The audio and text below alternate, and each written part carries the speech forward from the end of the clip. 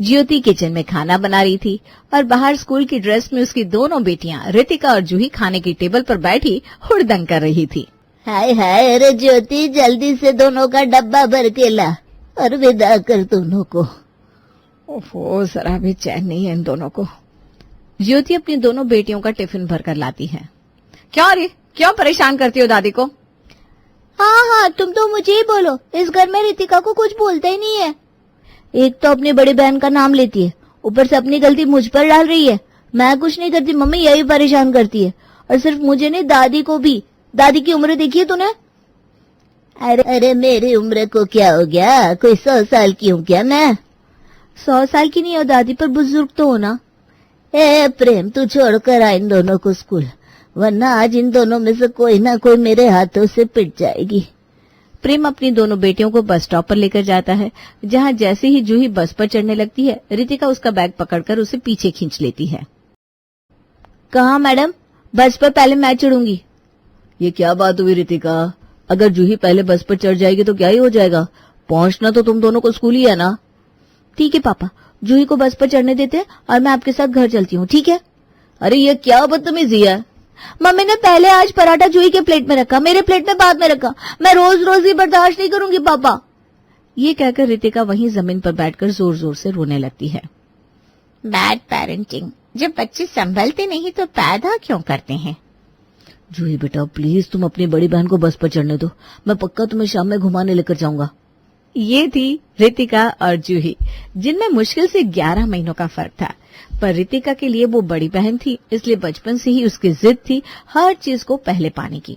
इसी तरह दिन बीतते गए और दोनों बहनें बड़ी हो गई। सूट को छोड़ दे जूही, वरना फट जाएगी। तो तुम छोड़ दो ना दीदी, वैसे भी ये सूट मैंने पसंद किया है तो इसे मैं ही लूंगी। बचपन में तुम्हारे कारण बहुत कुछ छोड़ चुकी हूँ मैं, अब और नहीं। छोड़ दीजिए रितिका दीदी, मैं आपको दूसरा सूट दिखा देता हूँ। हाँ, तुम तो चाहोगी कि मैं दूसरा कपड़ा ले लूं और बुरी दिखूं। इसी बहाने तुम्हारा खराब माल भी बिक जाएगा।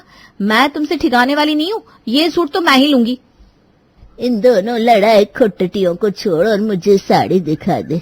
जिस दिन से पैदा हुई है कलेशी कर रही है।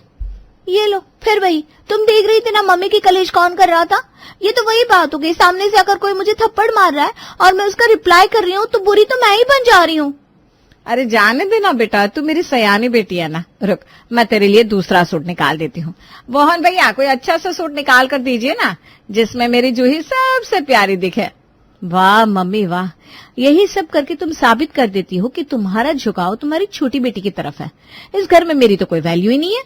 ये कहकर रितिका जूही के हाथ से उस सूट को खींचती हुए अपने कमरे में चली जाती है। बस ले लिया ना सूट रितिका ने, कितने मुश्किल से एक सूट पसंद आया था मम्मी, मुझे नहीं चाहिए मुझे कोई भी सूट। अब मैं किसी फंक्शन में भी नहीं जाऊंगी, ना तुम मुझे जाने को बोलोगी। तुम्हारी बड़ी बेटी ने लिया है ना सूट, अब वही सूट पहनेगी भी और तुम्हारे साथ जाएगी भी। जीना हराम कर रखा है इन दोनों लड़कियों ने मेरा, क्या करूं मैं? तभी प्रेम अपने बालों में कंघी घुमाते हुए कमरे से बाहर आता है। मैंने तो अब बोलना ही छोड़ दिया है दोनों को, पता नहीं इतना कैसे बिगड़ गई है। बचपन में बच्चे आपस में लड़ते हैं तो समझ में भी आता है, पर ये कोई उम्र है लड़ने की? मैं तो दिन भर दुकान में रहता था, तुम्हें तो ध्यान रखना चाहिए था ज्योति, ये दोनों ऐसे कैसे हो गई? एक बेटे में मेरे लक्षण आए तो दूसरे में आपके खानदान वालों के भी तो आते। आपकी बहन भी तो इसी तरह लड़ती है ना मुझसे, बन गई रितिका अपनी बुआ जैसी। पर मुझे तो रितिका अभी भी तेरी माँ के लक्षण दिखते हैं बहू। इस तरह एक दूसरे पर इल्जाम लगाने से कुछ नहीं होने वाला। दोनों की उम्र हो गई है, अब लड़के देखना शुरू करो।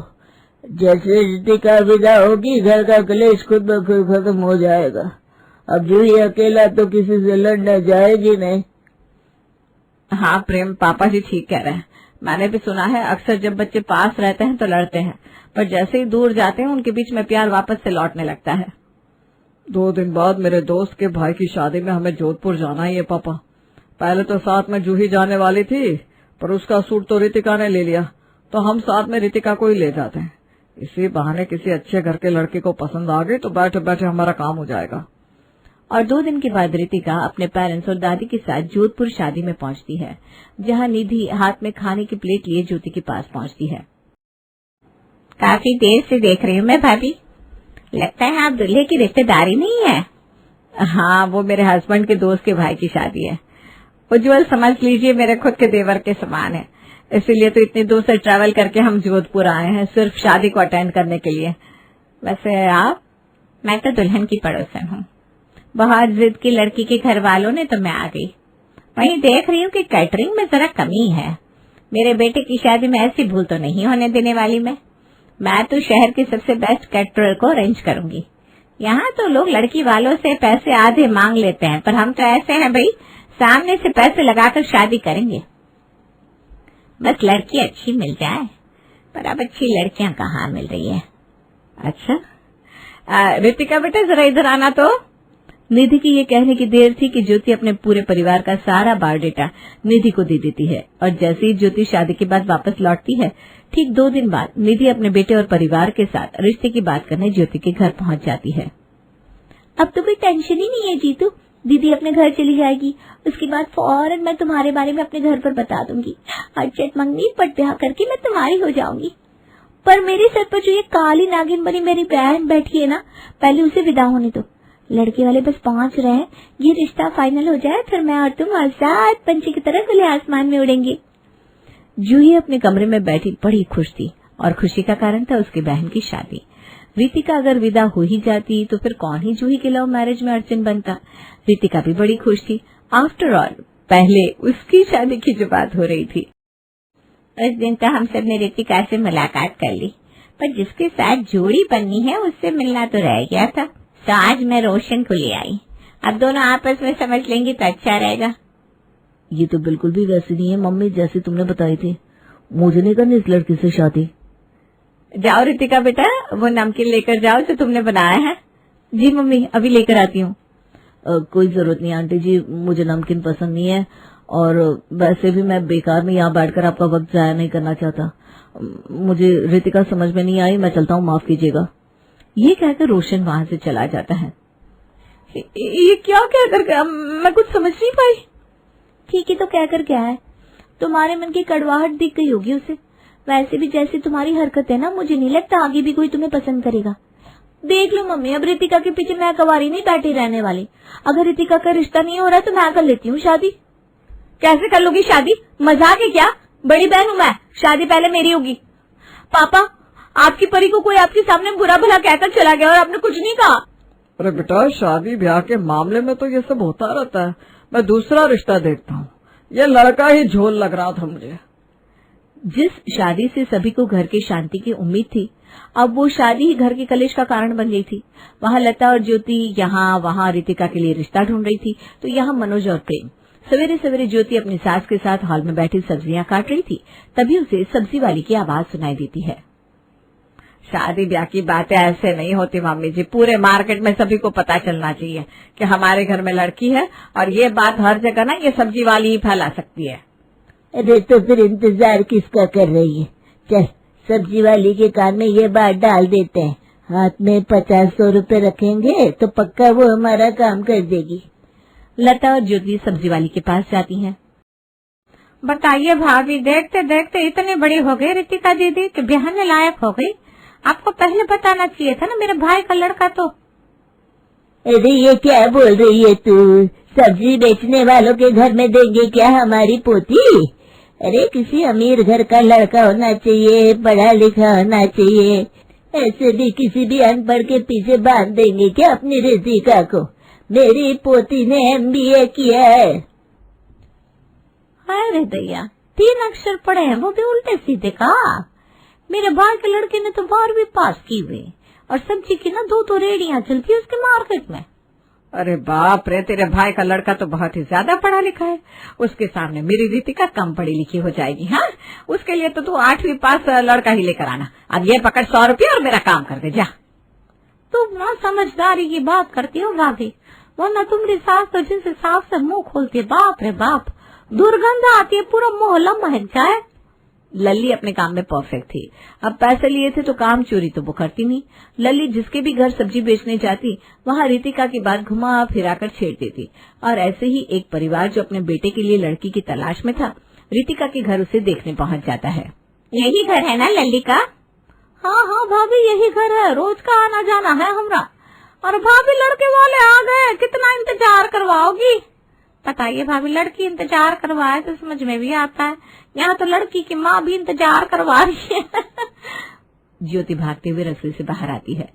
अरे आप लोग आइए आइए, बैठे बैठे, हम सुबह से आपके इंतजार में ही थे। मैं अभी रितिका को बुला कर लाती हूँ। ये शादी ब्याह, ये रिश्ते नाते हम इंसान कौन होते हैं करने वाले? ये सब तो बच्चे भगवान के घर से लिखवा कर आता है। मनोज ये कह रहा था कि फोन पर बात करती हुई जूही दरवाजे से अंदर आती है, जिसे देखते ही सोमा का बेटा सोम अपना दिल खो बैठता है। वाओ, फिर तो भगवान ने मेरी किस्मत बड़ी फुर्सत से लिखी है दादाजी। मुझे लड़की पसंद है। अरे वो लड़की नहीं है, उधर क्या देख रहे हो?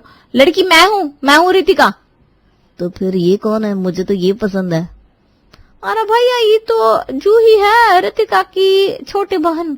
पर क्या फर्क पड़ता है? ज्योति भाभी, पहले के जमाने में भी तो यही हुआ करता था। लड़का बड़ी बहन को देखने आता है और छोटे को पसंद कर लेता है। लड़का पढ़ा लिखा इंजीनियर है।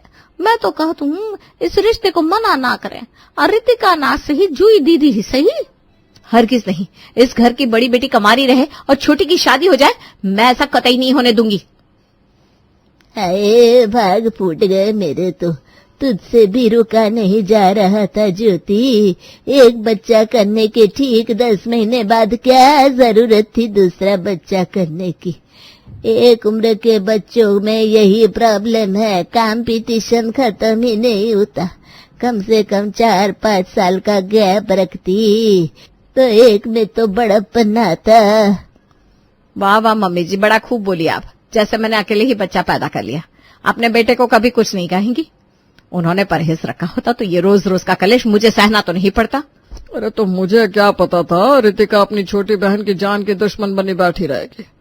और इसी तरह जो भी रिश्ते आते, या तो उसमें रितिका खोट निकाल देती या लड़का जूही को पसंद कर लेता। बोलना तो मैं नहीं चाहता, पर जूही अब मुझे लगता है तुम्हारी लाइफ में कोई और है और तुम मुझे टरका रही हो। नहीं करनी है शादी तो यार साफ साफ बोल दो ना। मेरे पापा की तबीयत कुछ ठीक नहीं चलती, अब वो मुझ पर शादी का प्रेशर बना रहे हैं। अगर तुमने अपने घर वालों से बात नहीं करनी तो मैं कर लेता हूँ। मैं तुम्हें अपने घर के लफड़े में इन्वॉल्व नहीं करना चाहती थी जीतू, पर अब जब तुम्हें मुझ पर शक हो रहा है तो मुझे सब बताना ही पड़ेगा। और जूही जीतू को बताती है कि किस तरह से उसकी बहन बचपन से ही उसके पीछे पड़ी है। अब तुम ही बताओ, अगर उसकी शादी पहले नहीं हुई तो मेरी शादी तुमसे होने देगी क्या वो? और पता चला तुम रिश्ता लेकर आए और वो तुम्हारे पीछे पड़ गई तो करोगी क्या मेरी बहन से शादी? अरे ये क्या कह रही हो तुम? अच्छा तुम रुको जूही, मैं चलाता हूँ कोई दिमाग। जीतू दिन रात सुबह शाम बस यही सोच रहा था कि वो ऐसा क्या करे जिससे उसकी और जूही की शादी में कोई प्रॉब्लम भी ना आए और रितिक की भी शादी हो जाए। इसी तरह जीतू लैपटॉप पर बैठा रितिका का बायोडेटा देख रहा था, तभी उसका कजिन गौतम कमरे में आता है। अरे अरे ये सब क्या है भाई? गर्लफ्रेंड है जूही और फोटो यहाँ किसी और की देख रहे हो? बताओ क्या जूही भाभी को? वैसे ये भी सुंदर है। सिर्फ सुंदर नहीं है, कैची की धार है। नहीं, माय मिस्टेक, कैची की नहीं तलवार की धार एक्चुअली। ऐसा गुस्सा है मैडम को, इसके गुस्से के आगे किसी की हिम्मत नहीं होती कि बोल सके। एक नंबर की जिद्दी लड़की, पता नहीं कौन इसे ठीक कर सकता है। अरे पर तुमने इसे ठीक करने का बेड़ा क्यों उठाया? ठीक करने का नहीं, शादी करने का। ये है जूही की बड़ी बहन। हर तीसरे लड़की में इसे कोई ना कोई कमी नजर आ जाती है, और अगर इसे लड़का समझ आता है तो लड़के को ये बहुत ज्यादा ओवर पावरिंग लगती है। अब ऐसे में मैं क्या करूं? जब तक इसकी शादी नहीं होगी तब तक जूही की शादी कैसे होगी? मुझे ना ब्रो लाइफ में ऐसी लड़की चाहिए थी जिसे कंट्रोल करना सबके बस में ना हो। अरे तेरे भाई को ना पसंद करे ऐसी कोई लड़की पैदा ही नहीं हुई। और गौतम रितिका को फ्रेंड्स ग्रुप पर मैसेज कर उससे बात करने लगता है। रितिका को भी गौतम पसंद आ जाता है और जैसे उसे मामला संभलता हुआ लगता है, वो और जीतू एक साथ ही अपने पेरेंट्स के साथ पहुंच जाते हैं रितिका के घर। मुझे रितिका पसंद है आंटी। मुझे भी गौतम पसंद है मम्मी। मेरी तरफ से हाँ है। अब तुम्हें जूही का रिश्ता करना है तो कर सकती हूँ, मुझे कोई प्रॉब्लम नहीं है। ये कहकर आज पहली बार रितिका अपनी बहन के गले लगती है। मैं गौतम की चाची का लड़का हूँ आंटी जी। हमारा परिवार एक ही घर में रहता है। आप तो देख ही सकती हैं, मुझे आपकी छोटी बेटी पसंद है। अरे वाह, ये हुई ना बात। देर आए दुरुस्त आए, एक ही घर में दोनों बहनों का रिश्ता हो गया। एक ही घर में दोनों बहनों का रिश्ता हो गया। एक ही घर में दोनों बहनों का रिश्ता हो गया। रितिका की विदाई होने की खुशी सभी को थी, पर इस बात का डर भी था कि दोनों की शादी एक ही घर में तय हुई थी, और सिर्फ एक ही घर में नहीं, एक ही तारीख को। अब तो मैं पराये घर चली जाऊंगी जूही।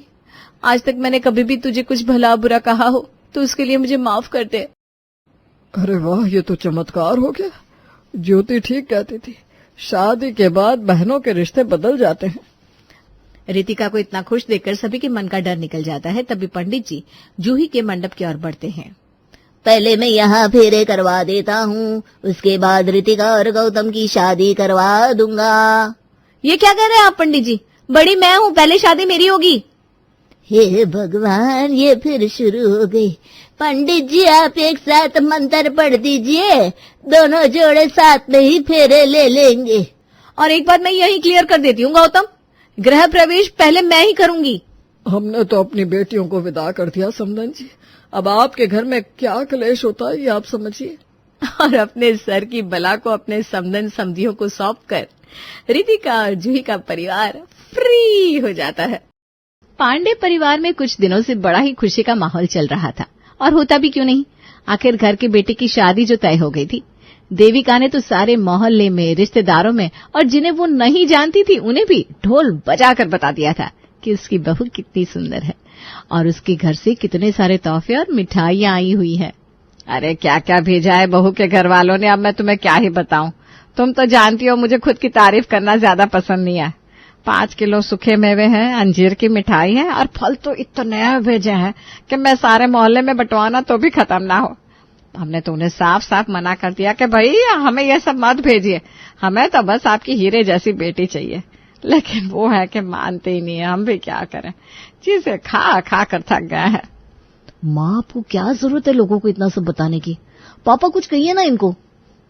मेरी तुम्हारी माँ ने सुनी होती तो आज मैं अंबानी नहीं होता। तुम्हें लगता है कि मेरी बात वो कभी सुनती भी है? अरे अब हर किसी की किस्मत है, किसी को इतना सब मिलता है और किसी को कुछ भी नहीं। वैसे मैंने सुना है इस बार तेरी बहू खाली हाथ आई थी ससुराल। अरे भाई दुखी क्यों होती है, मेरी समधन ने तो बहुत कुछ भेजा है, थोड़ा तुझे भी भेज दूं? माँ। अच्छा चल, मैं तुझसे बाद में बात करती हूँ, विनय मुझे बुला रहा है। हाँ बेटा बोल, क्या बात है? माँ, आपको क्या जरूरत है हर बात सबको बताने की कि शिवानी के घर से आज ये आया है, आज वो आया है? अरे अब इतना सब आ रहा है तो बताना तो चाहिए ना बेटा। लेकिन सबको ढिंडोरा पीटने की क्या जरूरत है? अरे तू नहीं समझता, ये दुनिया की रीत है। अरे बताएंगे तभी तो लोगों को लगेगा ना कि हमने बड़े ही ऊंचे खानदान में अपने बेटे का रिश्ता किया है। मुझे आपकी बातें ना कभी समझ में नहीं आती। मुझे तो आज तक तेरी माँ ही समझ में नहीं आई बेटा। आप चुप कीजिए जी, आपको कहाँ कुछ समझ में आता है? अच्छा वो सब छोड़ो, मेरा टिफिन तैयार है कि नहीं? मुझे देरी हो रही है।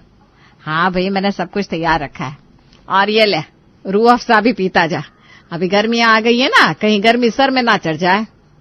अरे सालों से तो यही पीता आया हूँ, ना गर्मी कम हो रही है ना रूह अफ़ज़ा। अरे गर्मियों में तो शरबत पीना ही चाहिए। ठीक है लाओ, चलो मैं निकलता हूँ अब। हाँ बेटा। पांडे जी के परिवार में सालों से 2 चीजें कभी नहीं बदली थी, एक हमारी देविका का स्वभाव और दूसरा था गर्मियों में हमारा लाल रंग का रूह अफ़ज़ा। देविका के घर में कुछ भी हो, कोई भी आए, उसे रूह अफ़ज़ा जरूर पिलाती थी। ये लो शरबत। कभी कभी कोई और शरबत भी दे दिया करो, सालों से यही लाल शरबत पीते आ रहा है। तो क्या करूं, हरे रंग का शरबत घर में किसी को पसंद नहीं आया था, ऑरेंज रंग का शरबत बहुत खट्टा सा लगता है, चाय गर्मी में कोई पी नहीं सकता, इसलिए जो है सो यही है। अब एक काम करो, फलों का रस निकाल दो, घर में तरबूज पड़ा है ना, उसका ही जूस बना दो। अरे इतनी मेहनत मुझसे नहीं होती भाई, गर्मियों में फल पहले से कितने महंगे हैं, ऊपर से फल खाने की बजाय इनका जूस निकालने लगी तो हो गया हमारा कल्याण। और फल का रस निकालने में बड़ी मेहनत लगती है, मुझसे नहीं होगा भाई। तभी तो पापा हम बचपन से ये रूह अफ़ज़ा पी रहे हैं। हाँ तुम्हारी माँ कहती रहती है ना, सबकी जैसी किस्मत, अब क्या कर सकता है। कुछ कहा क्या आपने? अबे मैं तो ये कह रहा था कि बड़ा ही स्वाद है इस शरबत में। हाँ ले काजल तू भी पी ले। हाँ बेटा पी पी। पांडे परिवार में रूह अफ़ज़ा ऐसा था जैसे कोई रस्म हो, चाहे अच्छी लगे ना लगे लेकिन पीनी तो पड़ती ही थी। और गर्मियों में जैसे आम की जगह इस घर में रूह अफ़ज़ा के ग्लास बनाए जाते थे। यही नहीं, देविका ने तो विनय की शादी में ही यही शरबत सबको परोसा था। अरे पियो पियो मौसी जी, कितनी गर्मी है, लाओ लाओ सबके लिए शरबत लाओ। अरे ये देखो लड़की वाले भी यहाँ मंडप पे आ गए हैं, उनको भी दो भाई। शिवानी, ये तेरे ससुराल वाले शादी में लाल शरबत पिला रहे सबको। शादी में रूह अफ़ज़ा कौन पिलाता है? पर इनका तो पता नहीं, लेकिन हमारे रिश्तेदार तो देखो कैसे मुंह चढ़ा रहे। मुझे तो याद भी नहीं हमने कब ये लाल शरबत पिया था पिछली बार। विनय, ये क्या है? तुम्हारी मम्मी सबको रूह अफ़ज़ा क्यों पिला रही है? अरे वो गर्मी का मौसम है ना, इसलिए शरबत रखवाया है शादी में। क्या? लेकिन आजकल शादी में ये वाला शरबत कौन रखवाता है? इससे अच्छा मॉकटेल रखवाते। अरे इन्हें तो नाम भी नहीं पता है मॉकटेल क्या होता है, रखवाता कैसे। बेटा मैं तुझे ऑल द बेस्ट कह रही हूँ अभी से, क्योंकि ये तो इस जमाने में भी मॉकटेल क्या होता है ये नहीं जानते। आगे पता नहीं क्या करेंगे, कहीं तेरे स्वागत में नींबू सोडा ना रखवा दे। विनय, तुम्हें पहले कहना चाहिए था ना। हमारे सारे रिश्तेदार देखो कैसे मुंह सिकोड़ रहे हैं। अब शादी के बाद तुम ही इन्हें इस लाल शरबत से छुटकारा दिला सकती हो। तुम देखना, मैं सबको ऐसे मॉकटेल बनाकर पिलाऊंगी ना, सब लोग इस रूह अफ़ज़ा को भूल जाएंगे। शिवानी और उसकी माँ ने जब देखा कि विनय के घर वालों ने शादी में भी रूह अफ़ज़ाई रखवाया है, तो शिवानी समझ गई कि शादी के बाद उसे बहुत मेहनत करनी पड़ेगी उसकी ससुराल वालों को लाल शरबत से मॉकटेल तक लाने के लिए। लेकिन उसने पहले से ही अपनी कमर कस ली थी। अगले दिन सुबह को, अरे आजा आजा, शिवानी बहू कितनी सुंदर लग रही है। मेरी बहू जरा देख तो। प्रणाम माँ जी। बहू, आज तेरी पहली रसोई है, तू पहले ना मीठा बना दे, उसके बाद सबके लिए खाना भी बना देना। और अब क्या है ना, गर्मी का वक्त है तो सबके लिए ठंडा ठंडा लाल शरबत भी बना देना। लाल शरबत? अरे हाँ, यहाँ वो सबको बहुत पसंद है। माँ जी, मैं मीठा भी बना दूंगी और सबके लिए खाना भी बना दूंगी। और आज ना मैं एक ऐसी नई चीज बनाऊंगी जिसे पीने के बाद आप झूम उठेंगी। अरे बेटा, तेरी सास तो हमें पहले ही झुमाती रहती है। ऐसा कुछ पिला दे इसे कि ये बेहोश ही हो जाए। तो इनकी बात मत सुन बेटा। अच्छा तू बता, क्या बनाने वाली है ऐसा? अरे माँ, थोड़ा कुछ सरप्राइज तो रहने दो, अभी सब कुछ पूछना जरूरी है क्या? हाँ भाभी, लेकिन मुझे भी जानना है आप ऐसा क्या बना रही हैं। बस ये समझ लो कि आज आपको मैं ये लाल रूह अफ़ज़ा तो बनाकर नहीं पिलाने वाली। शिवानी, जाओ तुम खाना बना लो, हम सब तुम्हारा इंतजार करेंगे। शिवानी ने जिस चीज का जिक्र किया था उसके लिए सब लोग बड़े ही उत्साहित थे, क्योंकि आज तक उन्होंने लाल शरबत के अलावा कुछ और कभी ट्राई नहीं किया था। शिवानी मीठे में सूजी का हलवा बनाती है और सबके लिए रोटी सब्जी भी। लेकिन हमारा स्टार था शिवानी का बनाया ब्लूबेरी का मॉकटेल, जिसका ब्लू रंग देखते ही सब लोग हक्के बक्के रह गए थे। अरे ये क्या चीज है बहू? बलौर रंग का कांच का गिलास, और उसमें कितने अच्छे से सजाया है तुमने इसे। पापा जी, मैंने कहा था ना, कुछ ऐसी चीज बनाऊंगी कि आपका दिमाग ही घूम जाएगा। सबसे पहले मुझे दो, आज कितने सालों बाद लाल शरबत के अलावा हमारे घर में ग्लास में कुछ और देखने को मिल रहा है। भाभी मुझे भी दो ना, मुझसे तब रहा नहीं जा रहा। लाला बहू, मुझे भी पकड़ा एक गिलास। क्या स्वाद है इसको, मन में ठंडक हो गई। वैसे बहू इसे क्या कहते हैं? माँ जी, इसे मॉकटेल कहते हैं। हे राम, क्या धर्म करवा दिया तूने बहू हमसे। इस घर में राम जी की सेवा होती है और तुमने मॉकटेल बना दिया यहाँ। राम राम राम राम। तभी कह रही थी ये आप लोग घूम जाएंगे। अरे मेरा तो सर अभी से घूम रहा है सच में। हाय, अरे क्या जरूरत थी सबको ये शराब पिलाने की। शराब? किसने कहा ये शराब है माँ जी? विनय देख, मैं सब कुछ बर्दाश्त कर सकती हूँ, लेकिन धर्म के साथ कोई मजाक नहीं। इसने तो हमारा धर्म ही भ्रष्ट करवा दिया। घर में पहले ही दिन हमारी शुद्ध रसोई में मॉकटेल बना दिया। माँ, ये कोई शराब नहीं है। अरे ऐसा कैसा नहीं है, इसका रंग देख। मेरा तो सर अभी भी घूम रहा है। हाय राम, मुझे चक्कर आ रहे हैं। माँ जी, ये कोई शराब नहीं है, ये मॉकटेल है जो अलग अलग शरबत, जूस, नींबू, पुदीना से बनता है। इसमें कोई शराब नहीं पड़ती माँ जी। हाँ माँ, आपने आज तक लाल शरबत के अलावा और कुछ कभी पिया नहीं ना, इसीलिए शिवानी ने सोचा कि आप सबके लिए मॉकटेल बनाएगी। अच्छा, ये कोई शराब नहीं है? अरे हाँ, मेरा सर अब नहीं घूम रहा। यह मॉकटेल तो बहुत ही गजब की चीज है बहू। अरे माँ जी, आज तो मैंने बस एक ही फ्लेवर बनाया है, ब्लूबेरी, इसके अलावा मैंगो का, लीची का, नीम, पुदीना, पता नहीं कितने अलग अलग तरह के मॉकटेल बनाने आते हैं मुझे। इसे पीकर तो सच में मेरा सर ही घूम गया बहू। आज तो तुमने हम सबका दिन ही बना दिया। अभी तो शिवानी यही है, वो आपको अलग अलग तरह के मॉकटेल बनाकर पिलाएंगी, आप लोग चिंता मत कीजिए। हाँ भैया, इसी बहाने हम सबका रूह अफ़ज़ा के लाल शरबत से पीछा तो छूटेगा। शिवानी के मॉकटेल ने तो पांडे परिवार में धूम ही मचा दी थी। घर में अब तो गर्मी जैसे जश्न का माहौल बन गई थी, क्योंकि शिवानी ने रोज कई अलग तरह के मॉकटेल बनाना शुरू कर दिया था। वो बड़े प्यार से बनाती और लोग बड़े शौक से उसे पीते। ये नींबू पुदीना वाला मॉकटेल तो बहुत मस्त है, तन बदन में जैसे बिजली दौड़ने लगी है। इसे पीकर तो भाभी मैं पूरी रिफ्रेश हो गई हूँ, नहीं तो वो रोज रोज लाल शरबत पीकर मूड और भी ज्यादा खराब हो जाता था। माँ, आप कुछ नहीं बोल रही? मैं ना बस इसके मजे ले रही हूँ। अरे हमें फोन पर बुलाकर तू किसके मजे ले रही है देविका? अरे तुम दोनों आ गई, मैं तुम्हारा ही इंतजार कर रही थी। माँ, आपने इन्हें क्यों बुलाया है? शांति, कमला, आओ यहाँ आकर बैठो। आज मैं तुम्हें एक ऐसी चीज पिलाऊंगी कि तुम दोनों ने जिंदगी में कभी नहीं पियोगी। अरे फोन पे भी यही कह रही थी, लेकिन बता तो सही आखिर वो चीज है क्या? अरे रुको, जरा सब्र करो। शिवानी बहू, जरा मेरी सहेलियों के लिए वो तेरा क्या कहते हैं बास्केटबॉल बनाकर ले आना। मम्मी, बास्केटबॉल नहीं, मॉकटेल। अरे हाँ, वही मॉकटेल फॉकटेल जो भी कहते हैं उसे वो बना ला बहू। इन्हें भी तो पता चले कि हमारे घर में क्या क्या नया बनता है। लो भैया, चालू हो गई मम्मी की डिंडोरा पीटने की आदत। और नहीं तो क्या, इनके पेट में कोई बात टिकती ही कहाँ है जब तक ये 10 लोगों को उसके बारे में बता नहीं देती। क्या है, क्यों खुसुर पुसुर कर रहे हो दोनों? कुछ नहीं, बस आपकी तारीफ कर रहे थे।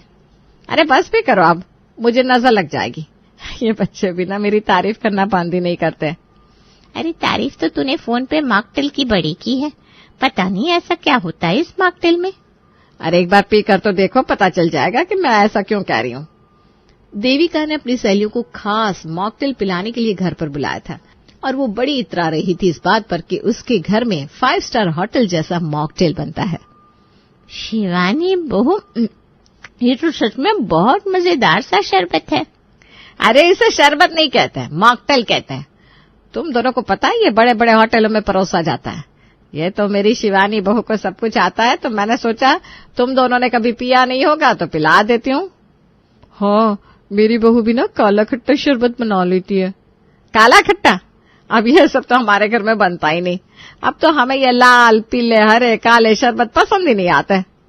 हाँ भाई, अब तो तेरे घर में मॉकटेल वाली बहू जो आ गई है। अब क्या करे, हर किसी की किस्मत है अपनी अपनी। शिवानी ने जो मॉकटेल पांडे परिवार को पिला दिया था, उनकी तो लाल पीले शरबत की आदत बिल्कुल छूट गई थी। लेकिन उसकी सास अब हर दिन किसी न किसी को घर पर बुला लेती शिवानी के हाथ का मॉकटेल पिलाने के लिए। अरे सुबह गया था तब भी तुम मॉकटेल बना रही थी, अब ऑफिस से आया हो तब भी तुम यही बना रही हो। तो माँ जी से पूछिए ना, परेशान हो गई हूँ पूरा दिन ये मॉकटेल बनाकर, कभी ब्लूबेरी, कभी स्ट्रॉबेरी, कभी नींबू फ्लेवर। आज ही नई बॉटल्स मंगवाई है मॉकटेल की। अरे 2 दिन पहले भी तो इतना सामान मंगवाया था मॉकटेल का। हाँ तो अब आप अपनी माँ से क्यों नहीं कहते कि वो रुक जाएं और मुझे भी बख्श दें? इस मॉकटेल ने तो मेरा इस महीने का बजट ही हिला दिया है। हमने इस महीने में सिर्फ 20,000 के तो मॉकटेल पिए हैं और पिलाए हैं। इतना पैसा कोई स्टॉल में डाल देते तो उसमें से अच्छे खासे पैसे कमा लेते। अरे शिवानी बहू, लेकर आ जाओ बुआ जी और फूफा जी के लिए शरबत। देखो आ गई फिर से आवाज। हे भगवान, इससे अच्छा तो तुम्हारा रूह अफ़ज़ा वाला ससुराल ही था। विनय का महीने का बजट हिल गया था और शिवानी अब रोज रोज मॉकटेल बनाकर थक चुकी थी। अब इन दोनों से और सहा नहीं जा रहा था। अरे सुनते हैं, ये जरा देखिए तो मेरे फोन में क्या लिखा आया है। इसमें लिखा है कि तुम्हारी एफडी तोड़वा दी गई है। क्या? मेरी एफडी? अरे वो तो मैंने अपने बुढ़ापे के लिए रखी थी। विनय, ये क्या सुन रही हूँ मैं बेटा? अरे माँ, वो इस महीने इतने मेहमान आए हैं, सबको मॉकटेल पिलाया गया है, तो मेरा तो बजट ही हिल गया, तो मुझे आपकी एफडी तोड़वानी पड़ी। हाँ, वैसे इस महीने मेहमानों को तो मैंने ही बुलाया था। कोई बात नहीं माँ, आपके और मेहमान आए तो भी कोई बात नहीं, आपके गहने भी तो है ना। अरे शिवानी बहू, वो रूह अफ़ज़ा वाला बोतल अभी पड़ा है कि नहीं? हाँ माँ जी, बहुत सारे पड़े हैं। क्यों? मैं ये कह रही थी कि मेहमानों को ना मॉकटेल पिलाने की क्या जरूरत है भाई, उन्हें तो अपना रूह अफ़ज़ाई दिया कर। लेकिन आपने ही तो। हाँ हाँ, हमारे लिए भी महीने में एक बार ही मॉकटेल बनाया कीजिए भाभी। हमारा तो बचपन से ही फेवरेट है रूह अफ़ज़ा। पता चला कि मेरी भी एफडी तोड़वा दी भैया ने। नहीं नहीं, मुझे तो अपनी शादी में 1 लाख का लहंगा लेना है। सुना शिवानी, अब से मॉकटेल बंद। और हमारा पुराना साथी रूह अफ़ज़ा इज बैक। तो आप किस बात के शौकीन है, लाल वाले रूह अफ़ज़ा के या ब्लूबेरी मॉकटेल के? हमें बताइएगा जरूर। आइए आपको ले चलते हैं महिमा के घर, जो फिलहाल तो बड़ा शांत शांत लग रहा था। घर से अगरबत्ती की महक आ रही थी, पर इसी घर से बस 2 मिनट बाद चीखने चिल्लाने की आवाजें आने वाली है। अपनी पूजा खत्म कर महिमा रसोई खाना बनाने जाती है। आज तो बड़ी लेट हो गई, 10:30 बज गए। 11 बजे तो ये दुकान के लिए निकल जाएंगे। आधे घंटे में क्या बनाऊं? पोहा बना देती हूँ, राहुल को भी पसंद है, पूजा भी खा ही लेगी। महिमा पोहे के लिए टमाटर मिर्ची कट कर रही थी कि तभी खिड़की से प्याज का छिलका उड़कर अंदर आ जाता है। अपने काम में लगी महिमा का ध्यान उस छिलके पर नहीं जाता और वो पोहा बनाती रहती है। तभी वो छिलका उसके पैर के नीचे आ जाता है और वो चीख पड़ती है। ये पैर के नीचे क्या आ गया? कच्ची आवाज आई, कहीं कोई चिलचट्टा तो नहीं? हे भगवान, राम राम राम। कितनी बार बोला पूजा के पापा को लक्ष्मण रेखा ले आइए, रसोई में चिलचट्टे हो गए, पर नहीं, इनको तो फोन से ही फुर्सत नहीं है। अरे पूजा इधर आ, तो मेरे हाथ पैर काम नहीं कर रहे, जरा देख तो मेरे पैर के नीचे क्या आ गया, मुझसे तो देखा भी नहीं जाएगा। पूजा अपने कमरे से भागती हुई रसोई में आती है। कहाँ कुछ है मम्मी? बेकार में ही चिल्लाती हूँ, मेरा तो हार्ट फेल हो जाता है। कोई चिलचट्टा नहीं है यहाँ। हे भगवान, अच्छा हुआ बच गए, पाप नहीं लगा मुझे। वो जरूर भाग गया होगा। आप उस पर चढ़ गई और वो जिंदा बचा होगा कि भाग पाए? अरे वो जरूर मारकर आपके पैर के नीचे चिपका हुआ होगा, जरा दिखाना तो पैर। कांपती हुई महिमा अपने पैर अपनी बेटी को दिखाती है और अपनी माँ के पैर के नीचे से प्याज का छिलका अलग करते हुए पूजा कहती है। कोई चिलचट्टा नहीं है मम्मी, यहाँ तो प्याज का छिलका है। प्याज हमारे घर कहाँ से आया? अब प्याज इस्तेमाल कर रही हो मम्मी? अरे पागल हो गई है क्या? ये तू क्या कह रही है? तेरे पापा ने सुन लिया ना तो तेरे साथ मुझे भी घर से निकाल देंगे। तभी खिड़की से और प्याज के छिलके उड़कर अंदर आ जाते हैं। ये नाश पीटी बंगालन मेरी जान खाकर ही मानेगी। कितनी बार मैंने बोला है इसे कि अपना कचरा कचरे वाले डिब्बे में डाला कर, पर नहीं, इसे तो हमारे घर के आगे ही अपने घर का कचरा डालना होता है। उड़कर आ गए ना प्याज के छिलके रसोई में। ये लो मम्मी बेलन, और पूजा कर दो उस पड़ोसन की। और हाथ में बेलन लेकर महिमा अपनी पड़ोसन मोमिता के घर पहुंच जाती है। अरे बंगालन, बाहर आ। तुझे पता है ना हमारे घर में ये प्याज लहसुन नहीं चलता, तो क्यों फेंके तुमने प्याज लहसुन के छिलके मेरे घर के बाहर? हैं? मेरे घर के नियम भंग करना चाहती हो तुम? इस बार तुम्हारे घर के बाहर फेंका है, अगली बार अंदर फेंक दूंगी। बोला आया, ये मोहल्ला किसी के बाप दादा का नहीं है जो मेरे को रोके। आने दीजिए उनको, बताता है मैं फिर। तभी जिम से लौटता हुआ राहुल अपनी माँ को ममता से लड़ता देख लेता है और बीच में आकर खड़ा हो जाता है। अरे क्या सुबह सुबह तुम पड़ोसी के मुंह लग रही हो? मम्मी अंदर जाओ। हाँ हाँ ले जाओ, इस मोटा औरत को ले जाओ अंदर। मोटा नहीं मोटी होता है आंटी जी, आप पहले बोलना सीख लीजिए। और आप जिस हिसाब से सोसाइटी गंदी करी है ना, सेक्रेटरी से बात मैं करके रहूँगा।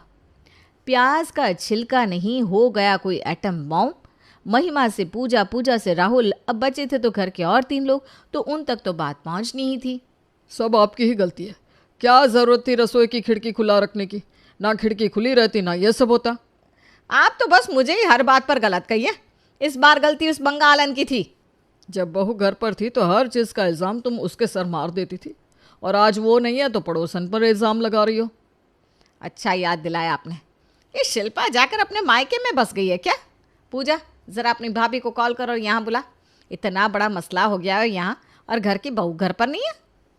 राहुल खड़ा ये सब गौर से देख रहा था और अपनी किस्मत पर रो रहा था, और टेंशन से कहीं उसका माथा फट ना जाए, इसलिए वो शाम को अपनी गर्लफ्रेंड प्रिया से मिलने जाता है। ये वेटर ना आज मुझसे पीट जाएगा। अरे भाई कितनी देर लगेंगे प्याज के पकौड़े लाने में? चाय ठंडी हो रही है यहाँ। एक बात बताओ प्रिया, तुम सच में मुझसे प्यार करती हो? नहीं भाई, मैं तो 7 साल से बस टाइम पास कर रही हूँ। टीपी वेल्ला समझाए क्या मुझे? तो अगर तुम मुझसे शादी करना चाहती हो तो छोड़ दो प्याज व्याज। क्या क्या क्या, 1 मिनट, क्या कहा तुमने? प्याज छोड़ दूं? मैं तुम्हें ना छोड़ दूं? वैसे भी ये ज़रूरी तो नहीं कि हर जन्म में शादी की ही जाए। तुम्हें मजाक लग रहा है क्या प्रिया? सिर्फ प्याज के छिलके के कारण आज सुबह से मेरे घर का माहौल खराब हुआ पड़ा है। हर रोज़ इस बात पर कोई ना कोई बहस हो ही जाती है। कोई भी हमारे घर में प्याज नहीं खाता, और प्याज आना तो दूर, प्याज की बात करना भी मना है। और एक तुम हो जो बिना प्याज के खाना खा ही नहीं पाती। तुम हमारे घर पर कैसे मैनेज करोगी? अरे यार, तुम अपने घर पर हमारी रिलेशनशिप को डिस्क्लोज कर दो, बाकी मैं देख लूंगी, छिप कर खा लूंगी प्याज, किसी को नहीं पता चलेगा। डोंट वरी बाबा। पर प्लीज़ तुम अपने परिवार वालों को अच्छे से समझा देना कि मेरे घर वालों के सामने भूल कर भी प्याज का नाम ना ले। अच्छा ठीक है, लहसुन का नाम लूंगी। प्रिया, और जैसा राहुल ने बताया था, प्रिया बिल्कुल वैसा ही करती है। वो अपने पूरे घर से प्याज का नामो निशान हटा देती है। और फिर पहुंचते हैं उसके घर राहुल के परिवार वाले। दोनों परिवार का मिलना तो फॉर्मेलिटी मात्र रह गया है बहन जी। बच्चों ने तो पहले ही एक दूसरे को फाइनल कर लिया है। वो तो है ही बहन जी, आजकल परिवार वालों को सब कुछ बिल्कुल अंत में ही पता चलता है। पर शादी 2 लोगों में नहीं, 2 परिवारों में होती है। आपको भी अपनी बहू में कुछ चीज़ें चाहिए होगी जो शायद प्रिया में ना हो, पर मैंने अपनी बेटी को ऐसे संस्कार दिए हैं कि वो पूरी कोशिश करेगी कि आपका मन रख सके। बस मेरी आपसे एक गुजारिश है कि मेरी बेटी को कुछ खिलाने की ज़िद मत कीजिएगा।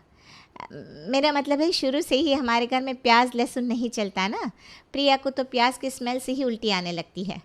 ये सब क्या बोल रही हो तुम मम्मी? राहुल के घर में तो ये सब बनता ही होगा। आप फिक्र मत कीजिए आंटी जी, मैं बना दूंगी आप लोगों के लिए प्याज के साथ खाना। हाँ, मैं खुद नहीं खाऊंगी पर बना तो दूंगी ही। अरे वाह प्रिया, तुमने तो 1 करोड़ की बात कह दी। मम्मी जी के मन में पूरे रास्ते यही डाउट चल रहा था कि अगर प्रिया प्याज खाती होगी तो हम क्या करेंगे, पर तुम्हारे घर में तो प्याज चलता ही नहीं। पंडित जी ने तो मुझे पहले ही कहा था, इतने अच्छे कर्म है मेरे कि मेरी बहू मेरे पसंद अनुसार ही आएगी। अब आप तो सीधा शादी की तारीख निकलवाइए समधन जी। प्रिया और उसकी माँ ऐसी एक्टिंग करती है कि किसी को ज़रा भी शक नहीं होता। और प्रिया की शादी राहुल से हो जाती है और बहू बनकर प्रिया अपने ससुराल आ जाती है। 2 दिन तो प्रिया वर्ल्ड बेस्ट बहू बनकर अपने ससुराल में रहती है। पर तीसरे दिन कितने चक्कर काटोगी कमरे के? क्या हो गया, क्या सोच रही हो तुम? दिन में 3 टाइम प्याज खाने वाली लड़की ने 2 दिन से प्याज नहीं खाया। अब मेरा दिमाग नहीं काम कर रहा। अरे मेरी माँ, ये क्या बोल रही हो तुम? दरवाज़ा बंद करता हूँ मैं, अगर किसी ने सुन लिया तो मुझे घर से निकाल दिया जाएगा। अपना टिफिन उठाओ और ऑफिस जाओ तुम। मेरी क्रेविंग के लिए ऐसे भी तुम कुछ नहीं कर सकते। ज्ञान मत दो, देख लूंगी मैं मुझे क्या करना है। प्रिया दिमाग लगाती रहती है और दोपहर हो जाती है। उस वक्त पर घर पर कोई भी जेंट्स नहीं होता। पूजा दीदी तो सो रही है। अगर मैं मम्मी जी और शिल्पा भाभी को बाहर भेज दूँ तो उनके पीछे से मैं प्याज के पराठे बनाकर खा सकती हूँ, ये सही रहेगा। प्रिया अपनी जेठानी के पास जाती है और उनसे कहती है, कहाँ हो भाभी, इतनी बड़ी सेल लगी है बाजार में। सेल नहीं, महासेल, सब कुछ 60% के डिस्काउंट पर। बताओ, सेल लगी है और किसी ने मुझे बताया भी नहीं। फ़ायदे की बात तो कोई इस घर में मुझे बताता ही नहीं। अभी भी देर नहीं हुई मम्मी जी, अभी तो 2 ही बजे हैं। सेल तो 6 बजे तक होगी। आप और भाभी चले जाइए, मैं तो यहाँ हूँ ही, घर संभाल लूँगी। प्रिया की बात मानकर उसकी जेठानी और सास शॉपिंग पर चली जाती हैं और उनकी गैर मौजूदगी में प्रिया बनाती है प्याज के पराठे। पर वो बेचारी पराठे का पहला निवाला खाती है कि उसकी ननद नींद से जाकर बाहर हॉल में आ जाती है। ये क्या किया भाभी आपने? हमारे घर में प्याज के पराठे बना लिए? मुझे लगा ये स्मेल हमारे पड़ोसियों के घर से आ रही है, पर आग तो अपने घर पर ही लगी पड़ी है। नहीं नहीं नहीं भाभी, ये तो बहुत गलत बात है। मुझे ये बात मम्मी को बतानी होगी। अब जो होना था वो तो हो गया दीदी, पराठे बन गए और मैंने टेस्ट भी कर लिए। बाकी आप मम्मी जी को बोल ही दोगी तो हंगामा तो होना ही है, और जब हंगामा होना ही है तो एक बाइट ले लो ना। मैं नहीं नहीं भाभी, मम्मी को पता चल गया तो पता नहीं वो क्या करेंगी। अरे पर उन्हें बताएगा कौन? अच्छा टेस्ट तो करो, अच्छा नहीं लगा तो थूक देना बस। पूजा एक को ट्राई करने जाती है कि पूरा पराठा खा जाती है। ये क्या बवाल चीज़ बनाई है भाभी आपने।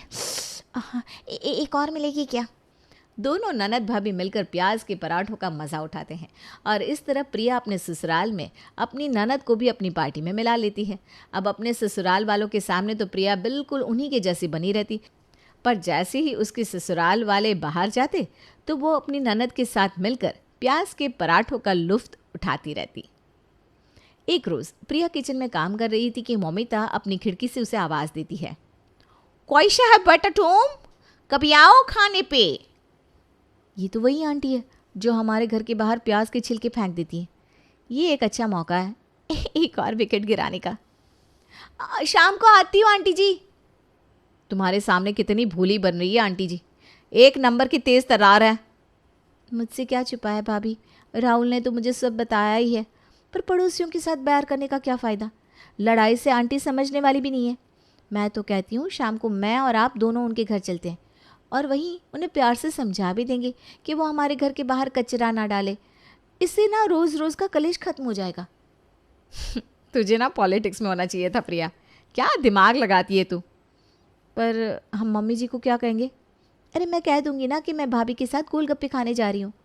और शाम को प्रिया शिल्पा के साथ पहुंचती है मौमिता के घर, जहां वो उन दोनों को चाय के साथ आलू के पकोड़े परोसती है। क्या स्मेल है, हमारे बनाए पकोड़े में ना ऐसी स्मेल आती नहीं आंटी जी। एक्चुअली सुन के मुंह में पानी आ गया, खाऊंगी तो मेरा तो मन भी नहीं भरेगा इतने से आंटी जी।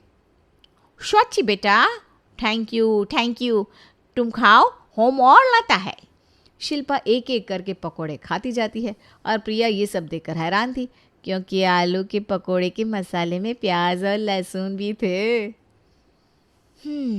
भाभी ने अगर बचपन से प्याज नहीं खाया है तो इन पकोड़ों को खाकर उन्हें उल्टी क्यों नहीं आ रही? वो तो इतने शौक से ये पकोड़े खा रही है मानो प्याज उनका फेवरेट हो।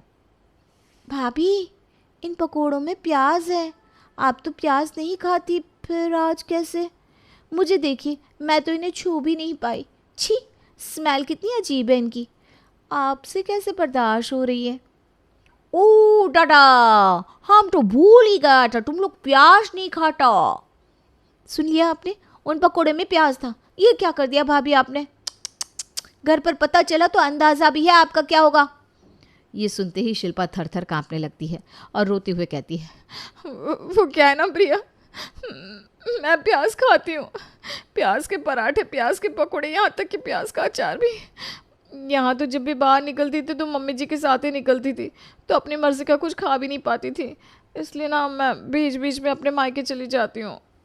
ये बात मैंने अपने ससुराल वालों से छुपा कर रखी है, प्लीज़ तुम किसी को मत बताना। प्याज खाने से कोई पाप थोड़ी ना लगता है भाभी, और हम कौन सा किसी को ज़बरदस्ती प्याज खिला रहे हैं। हम तो बस खुद प्याज खाने की आज़ादी चाहते हैं, पर हमें उसके लिए पहले मम्मी जी को मनाना होगा और इसके बाद पापा जी तो मान ही जाएंगे। अगली सुबह सास और दोनों बहुएं मिलकर नाश्ते की तैयारी कर रही थी। तभी बातों बातों में शिल्पा अपनी सास से कहती है, आपके पिताजी तो वैद्य थे ना मम्मी जी, और आयुर्वेद में तो लहसुन औषधि की तरह इस्तेमाल की जाती है, आपने तो प्याज लहसुन देखा ही होगा। हाँ, मेरे पापा तो खाली पेट लहसुन की कलियां निकल जाते थे, और प्याज से ना लू नहीं लगती। देखा जाए तो फ़ायदे बड़े हैं इन चीज़ों के। मेरी माँ बनाती थी भिंडे और प्याज की सब्ज़ी खाकर मज़ा ही आ जाता था। पर जिस दिन ब्याह कर यहाँ आई, उस दिन रसोई में प्याज के पराठे बन रहे थे। मेरी दादी सास ने खाए और खाकर परलोक से धार गई। बस उसके बाद से इस घर में कोई प्याज का नाम भी नहीं लेता। अच्छा, तो ये बात है। 105 साल की औरत की मौत का जिम्मेदार प्याज को ठहरा दिया गया, जबकि पराठे में आटा भी था। मैं समझ गई मुझे क्या करना है। महिमा को रात को बड़ी तेज़ भूख लगती थी और सभी के सोने के बाद वो 12 बजे जाकर रसोई में 1-2 पराठे खा ही लिया करती थी।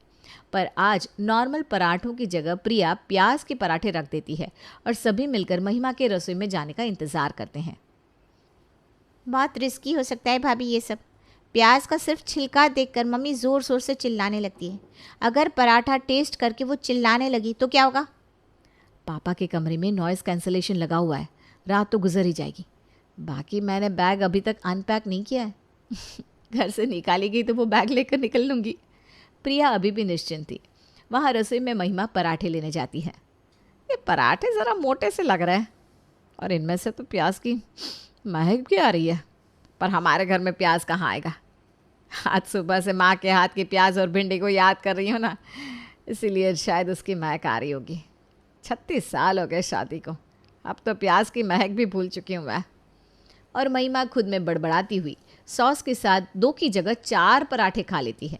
जैसे ही पराठे खत्म होते हैं, प्रिया अपनी गैंग के साथ रसोई में धमक जाती है और अगली सुबह प्रिया की गैंग में एक नया मेंबर यानी कि सास भी जुड़ जाती है। नहीं नहीं नहीं, मैं तुम्हारे ससुर जी से इस बारे में बात नहीं करूंगी। ऐसे वो आदमी दिमाग का पैदल है, पता चला बात कहाँ की कहाँ पहुंच गई, और इस उम्र में तलाक लेती मैं अच्छी भी नहीं लगूंगी। प्रिया के साथ रह रहकर आपका ह्यूमर बहुत डार्क हो गया है मम्मी, पर फायदा अभी दिमाग यहाँ नहीं वहाँ चलाने में है। कुछ तो करो, कुछ तो बोलो। और पूरा परिवार एक साथ एक कतार में महेश के सामने जाकर खड़ा हो जाता है। ये गलत है पापा। क्या गलत है बेटा? प्याज भी तो सब्जी है ना पापा, तो उसके साथ ऐसा अन्याय क्यों किया जा रहा है? आपकी दादी को तो प्याज सबसे ज़्यादा पसंद थे। 105 साल की उम्र में अपने बर्थडे के दिन अपना फेवरेट खाना खाकर परलोक सिधारी हैं वो। जीते जी उन्होंने कभी किसी को किसी चीज़ के लिए नहीं टोका। कितना बुरा लगता होगा उन्हें कि उनके नाम पर इस घर के बच्चों को मन मार कर रहना पड़ता है। मुझे भी बहुत प्रॉब्लम होती है पापा। कभी कभी मीटिंग होटल में होती है जो 6-7 घंटे चलती है, जहाँ सब आराम से रेस्टोरेंट का खाना खा पाते हैं, पर मैं नहीं खा पाता। और पूजा पाठ की हमारी रसोई तो ऐसे भी अलग है, प्याज हम दूसरी रसोई में बनाएंगे। हे भगवान, मैं तो डर ही गया था। मुझे लगा इन लोगों ने मुझे पराठे गली में प्याज के पराठे खाते देख लिया होगा। बहू की बात सही है और तुम सबकी बात भी सही है। पुरानी बातें भूलकर इस प्याज के बैन को हटा देते हैं। तो जाओ बहू, आज सभी के लिए प्याज के पराठे बना लो, और हाँ, हमारी पड़ोसन को भी बुला लेना। इमली देवी बहुत ही भागों वाली औरत थी, क्योंकि उसको अपने जीवन में सब कुछ मिला, एक अच्छा बेटा, संस्कारी बहू और सब कुछ। लेकिन वो फिर भी जब देखो अपने नसीब को रोती ही रहती। ऐसे ही एक दिन वो अपनी पड़ोस की सहेली रज्जू से कहती है, अब क्या बताऊं रज्जू बहन, कभी कभी तो घर में खाने के भी लाले पड़ जाते हैं। 2-4 साड़ी है, वही हम दोनों सास बहू बदल बदल कर पहनती रहती हैं। पर तेरा बेटा तो शहर में काम करता है ना, फिर तुझे किस बात की चिंता? बस दिखावा है बहन, जो भी वो कमाता है आधा ही तो बेचता है। अब क्या कहूँ मैं। चल मैं चलती हूँ, घर जाकर खाना भी तो बनाना है। वैसे बड़ा दुख हुआ तेरी गरीबी वाली हालत सुनकर। इमली देवी ये सब रज्जू को बताकर अपने घर आती है, लेकिन वो इस बात से अनजान थी कि उसकी बहू राधिका ने सब कुछ सुन लिया है। जिसके बाद वो अपनी सास से कहती है, माँ जी, हमारे घर में सब कुछ तो है, तो फिर आपने रज्जू आंटी से ये क्यों बोला कि हमारे खाने के भी लाले पड़े हुए हैं? तू नहीं जानती बहू, ये बुरी नज़र कितनी गलत चीज़ है। एक बार लग जाए ना तो दुनिया उजाड़ देती है, फिर क्यों अपनी अमीरी का शोर करना। माँ जी, आपकी लीला आप ही जाने। अच्छा ये बताइए, शाम के खाने में क्या बनाऊँ? मुझे थोड़े पैसे दीजिए, मैं मार्केट होकर आती हूँ। पैसे? कैसे पैसे बहू? घर में सब कुछ तो है। मैं सरकारी राशन से सब कुछ ले तो आई थी, और रही शाम के खाने की बात, तो दिन का जो भी बचा कुचा है हम दोनों सास बहू मिल बांट कर खा लेंगे। भगवान जाने मुझे ही क्यों इतनी कंजूस सास मिली है। इनका बस चले तो मच्छर को चूस कर उसका भी खून पी जाए। कुछ बोला क्या तूने बहू? अब नहीं माँ जी, आप सही बोल रही हैं। हम दोनों शाम को दिन का खाना ही गर्म करके खा लेंगे। एक दिन इमली देवी और राधिका मार्केट जाने के लिए तैयार हो रहे थे कि तभी तैयार होकर राधिका अपनी सास के कमरे में आती है और उसे कहते हुए सुनती है, ये हो गए 50,000। मैंने तो अपनी कंजूसी से पूरे 50,000 कमा लिए। वाह वाह वाह, कुछ समय में इमली देवी तू तो लाखों की मालकिन बन जाएगी। बस बहू को यही बोलती रहूंगी कि मेरा बेटा पवन ज़्यादा पैसे नहीं बचा रहा। अरे उसे कौन सा पता चलने वाला है। इमली देवी की बहू राधिका ये सब सुन चुकी थी, लेकिन वो कोई भी बात दिल पर नहीं लेती और अपनी सास के कमरे में आकर उससे कहती है, माँ जी चलिए, मार्केट जाना है ना, सब्जियाँ लेने, देर हो रही है। बहू मार्केट अभी तो शाम के 7 बजे हैं, रात के 9 बजे चलते हैं ना, तब तक सब्जी थोड़ी और सस्ती मिल जाएगी। माँ जी तब तक तो सब अच्छी सब्जी ले जाएंगी और बची कुछ ही मिलेगी। अरे तो क्या हो गया बहू, सस्ती भी तो मिलेगी ना। राधिका अपनी सास से बहस करना ज़रूरी नहीं समझती और रात के समय दोनों सास बहू बाजार से सब्जियां लेकर आते हैं। एक दिन राधिका रसोई में खाना बनाते हुए खुद से कहती है, अरे इसमें तो आधी से ज़्यादा सब्जियां खराब है। अब माँ जी को कैसे समझाऊं? आखिर वो किसी की सुनने को राजी भी तो नहीं, जब देखो अपनी मनमानी करती है।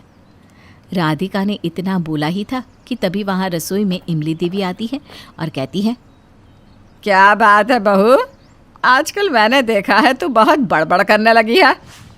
नहीं नहीं माँ जी, ऐसा कुछ भी नहीं है। वैसे कुछ काम था क्या? मुझे बुला लेती, आपने क्यों तकलीफ़ की? मैं तो ये बताने आई थी बहू कि रात को रोटी थोड़ी ज़्यादा बना ले, दिन में उसको ही गरम करके खा लेंगे। अब बार बार गैस क्यों फूंकना। ठीक है माँ जी, जैसा आप कहो।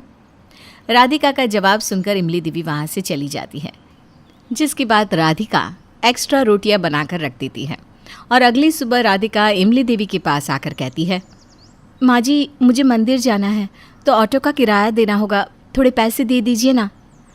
लो बहू, कर देना वही बात। अरे तू भी ना पैदल चली जा, थोड़ी सेहत भी बनेगी। क्यों बेकार में पैसा बर्बाद करना चाहती है? अरे इसी पैसे के लिए मेरा बेटा शहर में अपना खून पसीना एक करता है। अच्छा ठीक है माँ जी, पैदल ही चली जाती हूँ और पैदल ही आऊँगी, मुझे आने में देर हो जाएगी। अरे सुन तो बहू। जी माँ जी। कहीं भंडारा हो रहा हो तो वो भी ले आना, 1-2 दिन खाना बनाना ही नहीं पड़ेगा। जा अब जल्दी जा और जल्दी आना। राधिका वहाँ से चली जाती है कि तभी इमली देवी के समधी यानी कि राधिका के पिता वहाँ उनसे मिलने आते हैं। तब इमली देवी कहती है, अरे नमस्कार समधी जी। नमस्कार, बताइए बताइए कैसे आना हुआ? वो बहन जी, राधिका बेटी को मिले बहुत दिन हो गए थे तो सोचा मिलाता हूँ। अच्छा किया आप आ गए। चाय पानी की पूछ लो क्या? एक काम करती हूँ, पूछ ही लेती हूँ। बेटी के घर का चाय पानी थोड़ी ना पियेंगे। आप कुछ लेंगे समधी जी? चाय कॉफ़ी? अब समधन जी, कड़क चाय मिल जाती तो मज़ा आ जाता, और कुछ खाने को भी ले आइएगा, दूर से आया हूँ ना तो भूख भी लगी है। अपने समधी जी की बात सुनकर इमली देवी झूठी हंसी के साथ चाय बनाने चली जाती है और खुद से कहती है, कैसा बाप है, लोग तो बेटी के घर का पानी नहीं पीते और इसको तो चाय और साथ में नाश्ता भी चाहिए। एक काम करती हूँ, रात की रोटियां रखी है ना, उनको तोड़कर तलकर नमक मिर्च छिड़क कर दे देती हूँ। इतना सोचकर इमली देवी यही करती है और राधिका के पिता भी मन मार कर वही खाकर वहाँ से चले जाते हैं। जिसके बाद दिन बदलते हैं लेकिन इमली देवी का स्वभाव नहीं बदलता। ऐसे ही एक दिन जब इमली देवी और राधिका मार्केट में थे तब वो देखती हैं कि कोई आदमी 10 रुपए के एक प्लेट छोले भटूरे खिला रहा है और ये देखकर इमली देवी कहती है, बहू देख तो 10 में छोले भटूरे। तू शिकायत करती है ना तेरी सास तुझे कुछ नहीं खिलाती। आजा चल खा लेते हैं। नहीं माँ जी, आप ही खाइए, बासी होंगे तभी तो सस्ती दे रहा है। इमली देवी अपनी बहू को छोड़कर खुद ही छोले भटूरे खाती है। दोनों घर आ जाती हैं। जिसके बाद उसी रात इमली देवी और राधिका जब सो रहे थे तो इमली देवी आधी रात को कहती है, आयरा मैं मर गई, मेरा पेट बहुत तेज का दर्द कर रहा है, मर गई, क्या करूं आयरा। इमली देवी को आधी रात उल्टियाँ होने लगती है और ये सब देखकर राधिका को कुछ समझ में नहीं आता और वो कहती है, माँ जी को अस्पताल ले जाना चाहिए। एक काम करती हूँ, कैब बुक कर देती हूँ और यहाँ पास ही प्राइवेट हॉस्पिटल है, वहीं ले जाती हूँ, कहीं कोई अनहोनी ना हो जाए। लेकिन मेरे पास तो पैसे ही नहीं है। राधिका इतना सोचती है कि तभी उसे याद आता है कि उसकी सास ने पैसे छुपा कर रखे हैं और वो कैब से अपनी सास को हॉस्पिटल लेकर जाती है। उनका इलाज होता है। अगले दिन वो बिल्कुल ठीक हो जाती है और जब हॉस्पिटल का बिल आता है तो वो अपनी बहू से कहती है, 40,000 का बिल? अरे बहू ये भरेगी कैसे तू? हमारे पास तो इतना पैसा भी नहीं है। तू पागल हो गई है क्या? माँ जी मैंने बिल भर दिया है। हैं? पर इतने पैसे तू लाई कहाँ से? माँ जी मैंने आपके बचा कर रखे हुए पैसे खर्च कर दिए। अरे नालायक, मेरे खून पसीने से वो पैसे बचाए और तूने सब खर्च कर दिए। अरे पागल हो गई है क्या? पता भी है कि तेरे पैसे थे वो। माँ जी, आपकी जान से तो ज्यादा नहीं थे ना। अगर आपको कुछ हो जाता तो मैं क्या करती? आप मेरी माँ समान हो। अगर आप अच्छा स्वस्थ खाना खाती तो शायद बीमार ही ना होती। माँ जी, पैसे कमाना बचाना अच्छी बात है, लेकिन हर जगह कंजूसी, ये तो बिल्कुल अच्छी बात नहीं। इमली देवी को अपनी बहू की बात समझ में आती है, जिसके बाद वो बचत करना तो नहीं छोड़ती, लेकिन कंजूसी ज़रूर छोड़ देती है।